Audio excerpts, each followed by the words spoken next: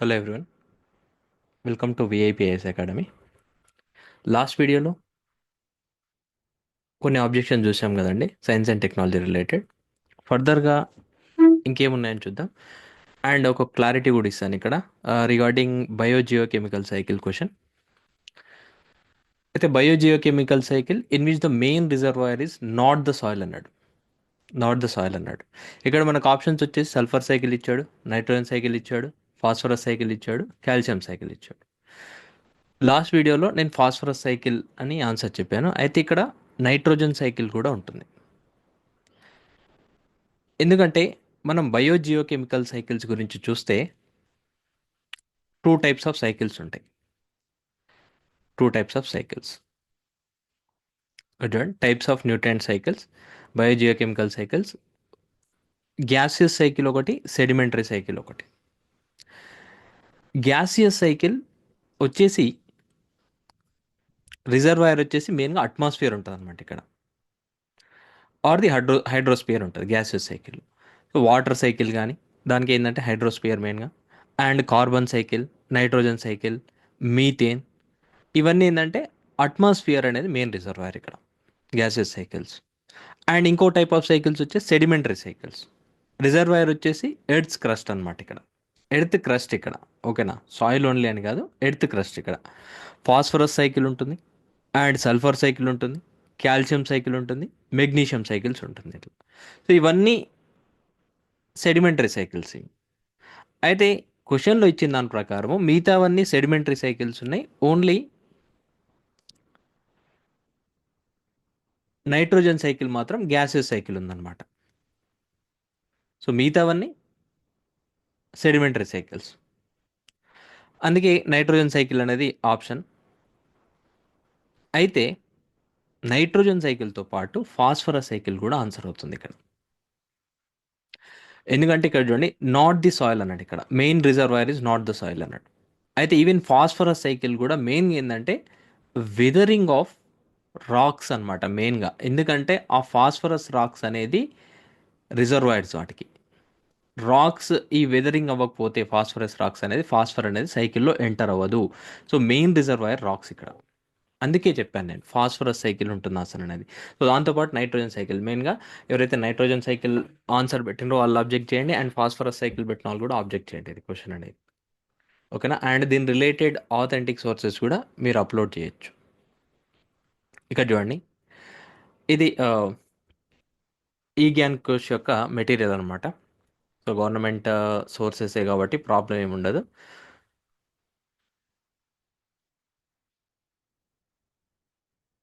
ఇక్కడ చూసి ఏమి ఇచ్చాడు చూడండి, నైట్రోజన్ సైకిల్. నైట్రోజన్ సైకిల్ గురించి ఏమి ఇచ్చాడు, రిజర్వాయర్స్ హోల్డింగ్ నైట్రోజన్ ఏమేమి ఉన్నాయి ఇక్కడ, అట్మాస్ఫియర్ ఉంది, సాయిల్ ఉంది, వాటర్ ఉంది, అండ్ లివింగ్ ఆర్గానిజమ్స్. రిజర్వాయర్స్ వచ్చేసి డిఫరెంట్ టైప్స్ ఇవి. సో మెయిన్గా కాన్స్టెంట్స్ మీరు అనొచ్చు అట్మాస్ఫియర్ లేకుంటారంటే, మనకు తెలుసు అట్మాస్ఫియర్లో హైయెస్ట్ నైట్రోజన్ ఉంటుంది, కానీ అది ఇనాక్టివ్ నైట్రోజన్. అండ్ మీకు తెలిసిందే, it need to be fixed అనమాట. నైట్రోజన్ ఫిక్సేషన్ అవ్వందే అవ్వదు. సాయిల్లో ఉన్నది తీసుకుంటాయి ప్లాంట్స్ అనేవి, నైట్రోజన్ ఫిక్సింగ్ బ్యాక్టీరియా ఉంటుంది, ఇవన్నీ మనకు తెలుసు. సో ఇక్కడ ఏంది, atmosphere, soil, water, living organisms, ఇవన్నీ రిజర్వాయర్స్ అనమాట నైట్రోజన్కి. అండ్ అట్మాస్ఫియర్ అనేది మెయిన్ రిజర్వాయర్ మనకు తెలిసిందే. సో సాయిల్ కానిది ఏందని అడుగుతున్నాడు ఇక్కడ, నాట్ ద సాయిల్ అంటున్నాడు. అందుకే నేను ఫాస్ఫరస్ సైకిల్ అని చెప్పాను. కానీ ఇక్కడ ఏంది, నైట్రోజన్ సైకిల్కి మెయిన్ రిజర్వాయర్ అట్మాస్ఫియర్ కాబట్టి దాన్ని కూడా మనం ఆబ్జెక్ట్ చేయొచ్చు. ఇక్కడ ఆబ్జెక్ట్ చేయండి.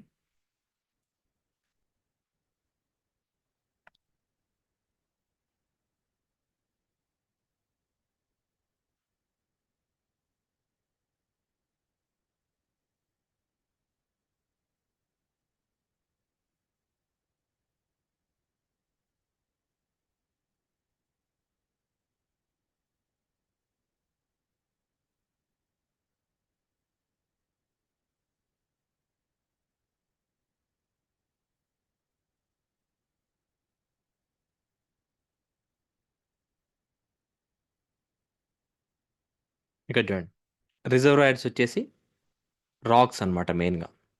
ఫాస్ఫరస్కి వచ్చేసి అండ్ న్యాచురల్ ఫాస్ఫేట్ డిపాజిట్స్ ఉంటాయి. కానీ మెయిన్గా వచ్చేసి రాక్స్, వెదరింగ్ ఆఫ్ రాక్స్ అనేది మెయిన్ అనమాట, సెడిమెంటరీ రాక్స్ ఇవి. ఓకేనా, ఇది గుర్తుపెట్టుకోండి, అందుకే ఆబ్జెక్ట్ చేయమని చెప్పాను. సో అందుకే మీకు కన్ఫ్యూజన్ వచ్చేసింది.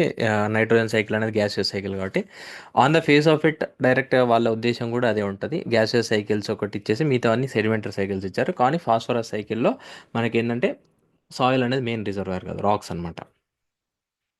అందుకే ఆబ్జెక్ట్ చేయండి. అండ్ మీకు దీని రిలేటెడ్ పీడిఎఫ్స్ అనేవి ఆబ్జెక్ట్ చేయడానికి మన టెలిగ్రామ్ ఛానల్లో ఉంటాయి, దాంట్లో జాయిన్ అవ్వండి. దాని నుంచి పీడిఎఫ్స్ అనేవి డౌన్లోడ్ చేసుకొని మీరు ఆబ్జెక్ట్ చేయొచ్చు, అప్లోడ్ చేయొచ్చు సోర్సెస్ కోసం. అయితే నెక్స్ట్ క్వశ్చన్ చూద్దాం ఇది. అండ్ నెక్స్ట్ క్వశ్చన్, ఇంకో క్వశ్చన్ ఆల్రెడీ లాస్ట్ దాంట్లోనే చూసాం, క్రిటికల్లీ ఎక్స్టింక్ట్ కాదు, ఇది క్రిటికల్లీ ఎండేంజర్డ్. ఇది కంపల్సరీ చేంజ్ అవుతుంది, ఆబ్జెక్ట్ చేయండి ఇది. అండ్ కొందరు స్టూడెంట్స్ కన్ఫ్యూజ్ అవుతున్నారు అనమాట, largest producer of wind energy ఏదని చెప్పి. Largest producer of wind energy వచ్చేసి గుజరాత్ మనకు. ఈవెన్ ఎంఎన్ఆర్ఈ వెబ్సైట్లో కూడా మెన్షన్ చేశారు అది. సో దాంట్లో ఆబ్జెక్షన్ చేయడానికి లేదనమాట.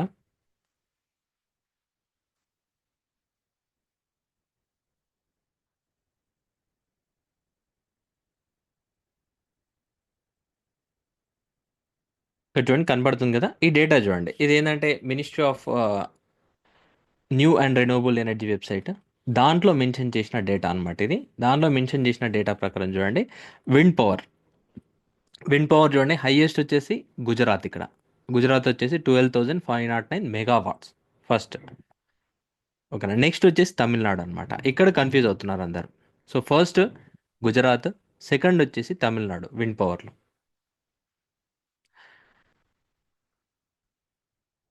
అండ్ థర్డ్ వచ్చేసి కర్ణాటక చూడండి, థర్డ్ వచ్చేసి కర్ణాటక, అండ్ ఫోర్త్ వచ్చేసి మనకు Maharashtra, and fifth Rajasthan, sixth వచ్చేసి ఆంధ్రప్రదేశ్ ఉంది.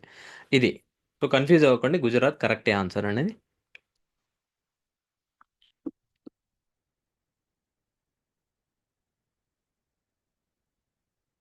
అండ్ నెక్స్ట్ ఇది కంపల్సరీ రేజ్ చేయండి క్వశ్చన్ అనేది.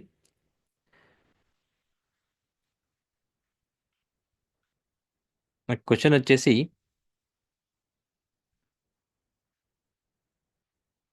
బయో రిమిడియేషన్ గురించి క్వశ్చన్ ఇచ్చాడు. ఆ బయో రిమిడియేషన్ క్వశ్చన్ వచ్చేసి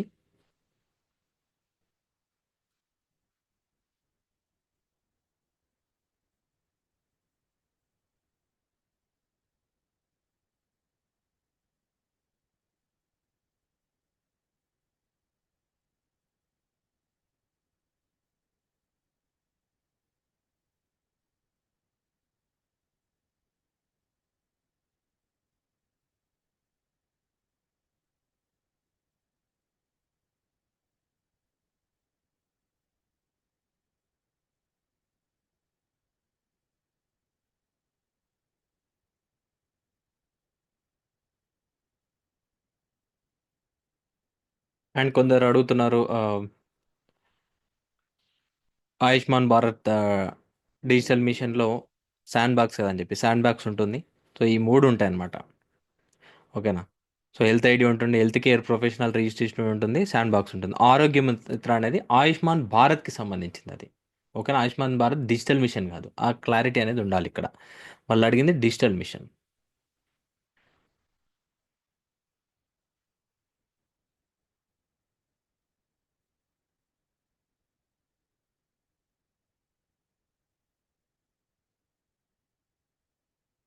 అండ్ ఇది కూడా కొందరు రిక్వెస్ట్ చేశారనమాట, united Europe European union correct answer అని చెప్పి. Which of the following countries is are legally bound by the emissions reduction targets అన్నాడు ఇక్కడ, set by the Paris agreement. యాక్చువల్గా ప్రాబ్లం ఏముందంటే ఇక్కడ మనకు రెండు ఉంటుంది, క్యోటో ప్రోటోకాల్ ఉంటుంది. క్యోటో ప్రోటోకాల్ అనేది ఇట్స్ అ బైండింగ్ అగ్రిమెంట్, కాకపోతే డెవలప్డ్ నేషన్స్కి ఒకటే ఇది. డెవలప్డ్ నేషన్స్కి బైండింగ్ టార్గెట్స్ ఉంటాయి.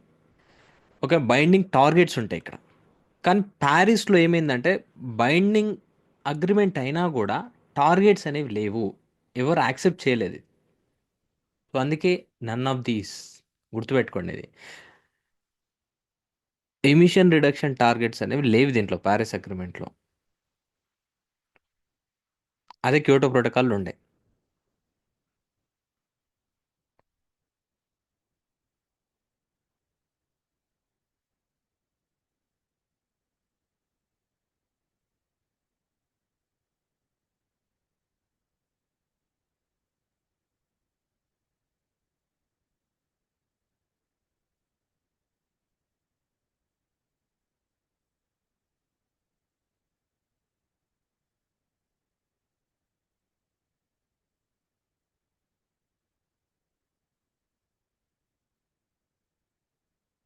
ఎస్. ఇక్కడ చూడండి ఈ క్వశ్చన్, ఇది ఏ సిరీస్ అనమాట. సారీ చెప్పడం మర్చిపోయాను, ఏ సిరీస్ ఇది. ఏరియస్లీ 92 క్వశ్చన్ చూడండి ఇక్కడ. Which of the following bio remediation techniques is used to treat oil spills అంటున్నాడు ఇక్కడ. ఆయిల్ స్పిల్స్ అంటే ఏంది, జనరల్గా ఏంటంటే ఏదన్నా వాటర్ బాడీలో ఆయిల్ అనేది యాక్సిడెంటల్గా లీక్ అవ్వడం కానీ, లేకపోతే సారీ నార్మల్గా ఏదైనా షిప్ యాక్సిడెంట్ అయినప్పుడు లీక్ అవ్వడం కానీ మెరైన్ ఆయిల్ స్పిల్ అంటాం. అయితే ఈ వాటర్ బాడీలో లీక్ అవుతుంది కదా యాక్సిడెంటల్ కానీ వేరే అదర్ రీజన్, దాన్ని ఆయిల్ స్పిల్ అంటాం. అయితే ఆయిల్ స్పిల్ని ట్రీట్ చేయడానికి బయోరెమిడియేషన్ టెక్నిక్స్ అనేవి ఏమున్నాయి అన్నాడు, ఏది యూజ్ చేస్తారు అన్నాడు. ఇక్కడ చూడండి, ఇక్కడ బయో రెమిడియేషన్ కూడా యూజ్ చేయొచ్చు, మైకో రెమిడియేషన్ కూడా యూజ్ చేయొచ్చు, అండ్ బయో ఆగ్మెంటేషన్ కూడా యూజ్ చేయొచ్చు. ఓకేనా, గుర్తుపెట్టుకోండి ఇక్కడ 3 ఆప్షన్స్ రావచ్చు. ఇక్కడ 3 ఆప్షన్ ఛాలెంజ్ చేయండి, ఇది కంపల్సరీ. ఫైటో రెమిడియేషన్ యూజ్ చేయొచ్చు, అండ్ మైకో రెమిడియేషన్ అంటే ఫంగీ యూజ్ చేసి ట్రీట్ చేయొచ్చు ఇక్కడ, అండ్ బయో ఆగ్మెంటేషన్ కూడా యూజ్ చేయొచ్చు. ఈ 3 అనేవి టెక్నిక్స్ అన్నమాట ఆయిల్ స్పిల్స్ని ట్రీట్ చేయడానికి. అయితే ఇక్కడ చూడండి,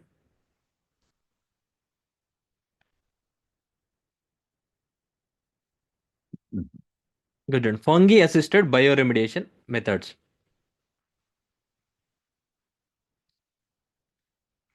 fungi assisted bio remediation method. అయితే మెయిన్గా ఏంటంటే ఇక్కడ వాటర్లో ఆయిల్ స్పిల్ అయినప్పుడు కూడా ట్రీట్ చేయడానికి యూజ్ చేస్తారనమాట ఇది. ఇక్కడ చూడండి, కాంప్లెక్స్ హైడ్రోకార్బన్స్ అనేవి వాటర్లో కానీ సాయిల్లో కానీ ఉన్నప్పుడు ఫంగీ అనేది యూజ్ చేస్తారు. అయితే ఇక్కడ ఇంకా క్లారిటీ కోసం చూడండి, ఇక్కడ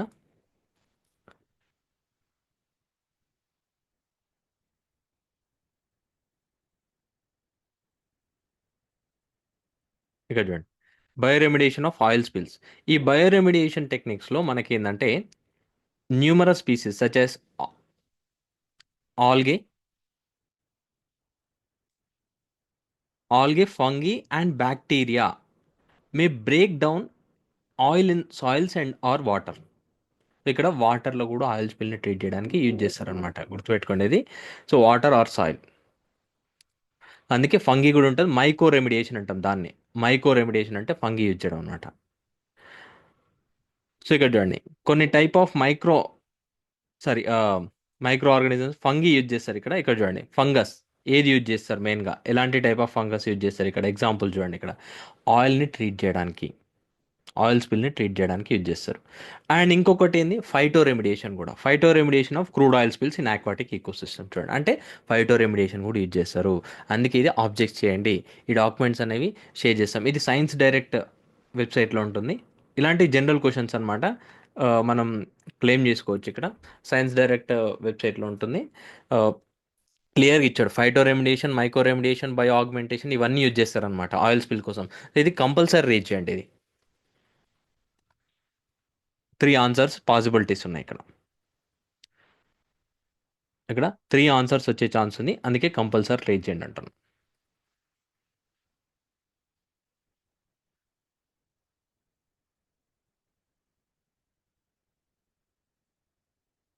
సో ఇవి మెయిన్గా రీచ్ చేయండి క్వశ్చన్స్ అనేవి. అండ్ ఇంకొక క్లారిటీ అనేది సార్, ఇక్కడ ఇన్సినరేషన్ అండ్ పైరోలైసిస్ గురించి కొంతమంది ఆబ్జెక్ట్ చేస్తున్నారు. ఇన్సినరేషన్ అండ్ పైరోలైసిస్కి కొద్దిగా డిఫరెన్స్ ఉంటుంది, and pyrolysis and plasma gasification గురించి. ప్లాస్మా గ్యాసిఫికేషన్లో ఏంటంటే కొద్దిగా హై టెంపరేచర్ వాడతారనమాట, అందుకే అక్కడ ఎక్స్ట్రీమ్ టెంపరేచర్ అనేది మెన్షన్ చేశారు వాళ్ళు. సో అలాంటి బెనిఫిట్ ఆఫ్ డౌట్ ఉన్నవి పిఎస్సికి ఫేవర్గా ఉంటాయి క్వశ్చన్స్ అనేవి, అంటే ఆర్గ్యూ చేసినప్పుడు.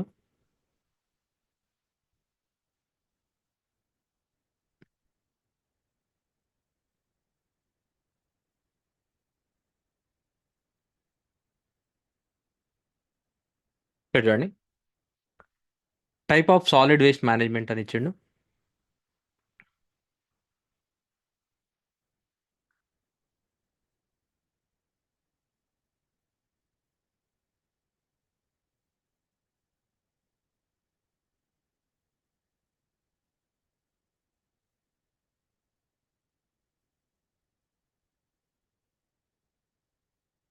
Type of solid waste management and function, దాని ఫంక్షన్ ఏంటనేది ఇక్కడ incineration, pyrolysis, plasma gasification and composting అనేది మెన్షన్ చేసిన అనమాట. Incineration, pyrolysis, plasma gas plasma gasification and composting. అయితే ఇక్కడ మనకు ఆబ్జెక్షన్ లేదంటే ఏంటంటే కాంపోస్టింగ్ అంటే ఇక్కడ process of decaying organic waste biologically, ఇది మనకు తెలిసిందే. D4 ఉన్నాయి, ఈ రెండిట్లో ఆప్షన్ ఉందన్నమాట. అండ్ ఇక్కడ ఇన్సినరేషన్ అంటే ప్రాసెస్ ఆఫ్ బర్నింగ్ వేస్ట్. అయితే ఇక్కడ A2 అనేది ఈ రెండు ఉన్నాయి కాబట్టి ఈ రెండిట్లో అయితే ఇక్కడ BCకి కన్ఫ్యూజన్ ఉంది. ఇక్కడ పైరోలైసిస్ అండ్ ప్లాస్మా గ్యాసిఫికేషన్ రెండిట్లో మనం వేస్ట్ని బర్న్ చేస్తాం ఇక్కడ. అయితే ఇక్కడ చూడండి,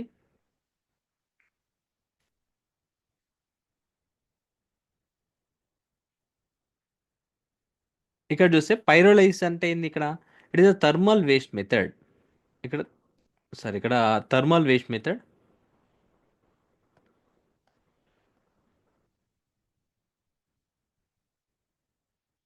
ఇక్కడ చూడండి, thermal waste method uses heat at 300 to 800 degrees centigrade to break down organic constituents in the anaerobic environment. It produces the synthetic gases also known as syngas, methane, carbon dioxide, hydrocarbons, hydrogen and carbon monoxide, liquids and solids residues అని ఇచ్చింది ఇక్కడ pyrolysis ఇది. అయితే ఇక్కడ gasification వచ్చేసి, gasification process contains partial combustion of waste to generate energy. This is accomplished by providing high temperatures. ఇక్కడ చూడండి, greater than 700 degrees centigrade. So ఇక్కడ ఏంటంటే రెండింటికి ఏంటంటే ఆల్మోస్ట్ సేమ్ టెంపరేచర్ యూజ్ చేయొచ్చు, ఇంకా గ్యాసిఫికేషన్ ఇంకా ఎక్కువ యూజ్ చేస్తారు అనమాట. సో అందుకే ఇక్కడ కన్ఫ్యూజన్ ఉంది.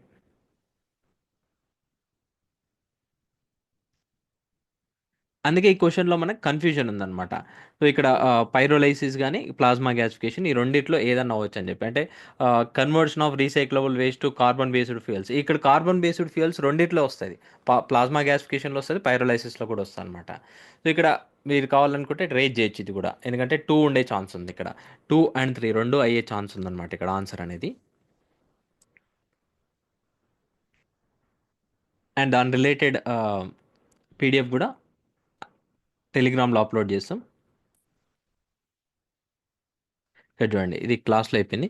ఇక్కడ పైరోలైసిస్ అంటే process of combustion of materials in the absence of oxygen or under a controlled atmosphere of oxygen. It is an alternative to incineration. ఇన్సినరేషన్కి ఆల్టర్నేటివ్ అనమాట. ఇక్కడ కార్బోనేషియస్ వేస్ట్ అనేవి మనం బర్న్ చేస్తాం అనమాట.